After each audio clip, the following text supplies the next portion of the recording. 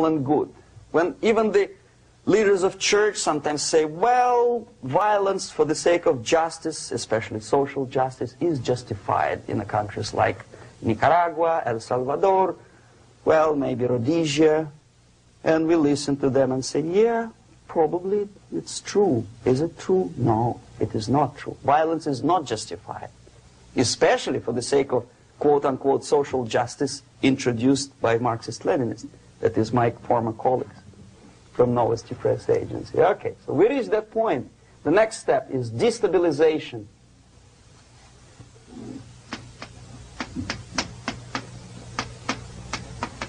Again, this word says for itself what it is. To destabilize all the relations, all the accepted institutions and organizations in a country of your enemy. How you do it? You don't have to send a battalion of KGB agents to blow up bridges. No. You let them do it themselves. The area of application is, again, it's narrower now. Not like the previous case. The overt legitimate actions of the KGB in this case would be hardly noticeable. There is no crime if a professor who recently went to USSR introduces a course of Marxism-Leninism in a Californian college, for example. Nobody is going to come to his doorstep and say, okay, mister, come, you are under arrest. No, it's not a crime. It's not even considered a moral crime against your country. So the area of application here is narrowing down to economy, again labor relations, right? To law and order, plus military. And economy, law and order. Yes, and again the media, but wider scope, little bit different. I'll explain you later. Okay, basically 3 areas. Economy. The radicalization of bargaining process. If on that stage we still could achieve, theoretically, some positive compromise between the negotiating sides with say, arbitrary, introduction of arbitrary judges, a third side, objectively judging the demands of both sides. Here it's radicalization. On the stage of destabilization, we cannot come to compromise even within a family. The husband and wife couldn't figure out which is better.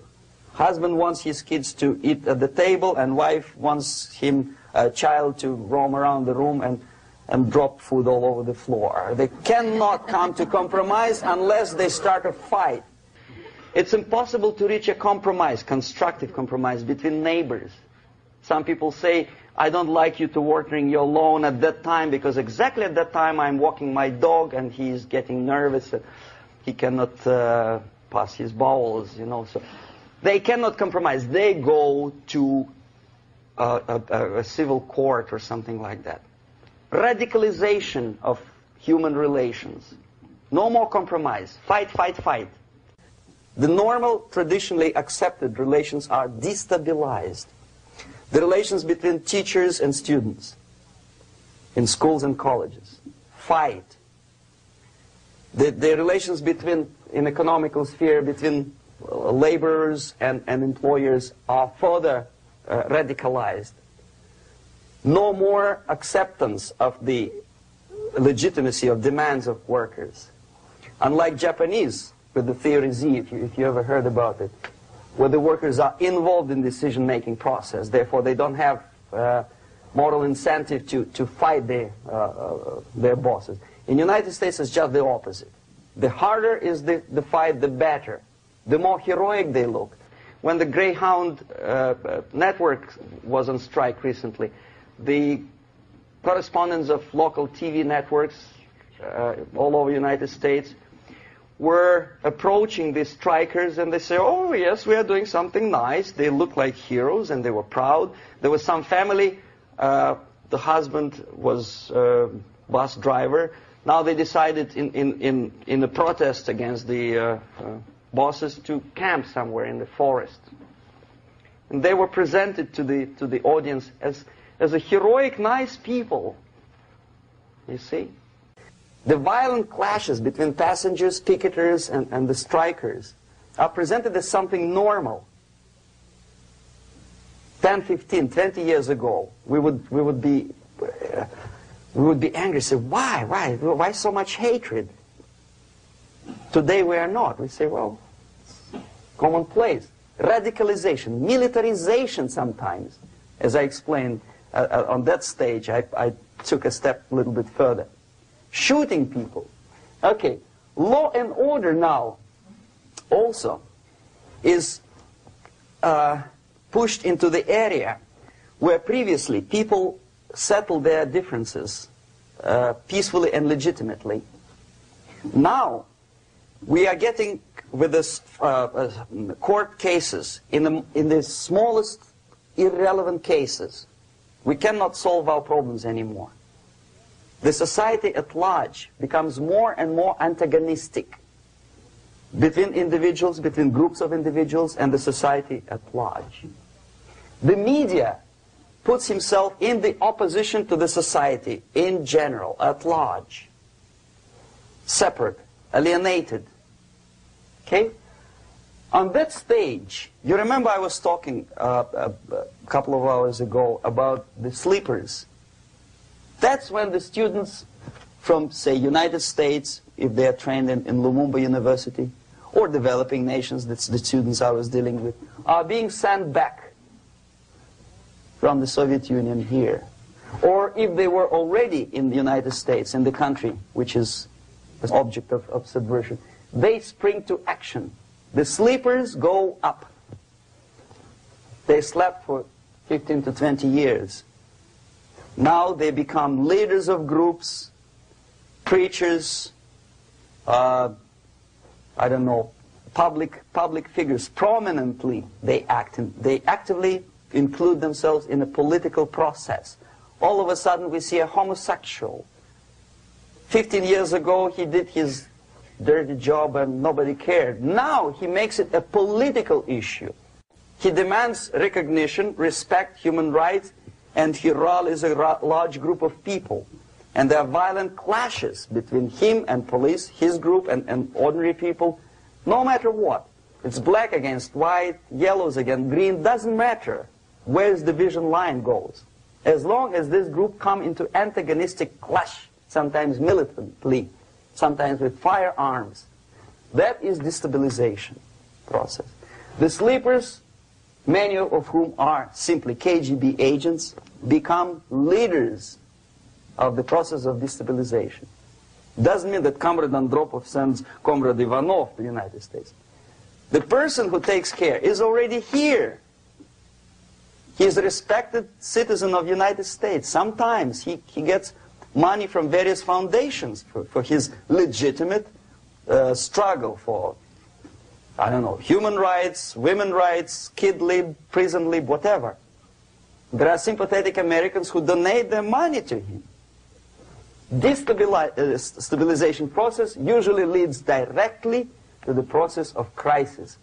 In case of developing nations, that's the area where I was active. The process starts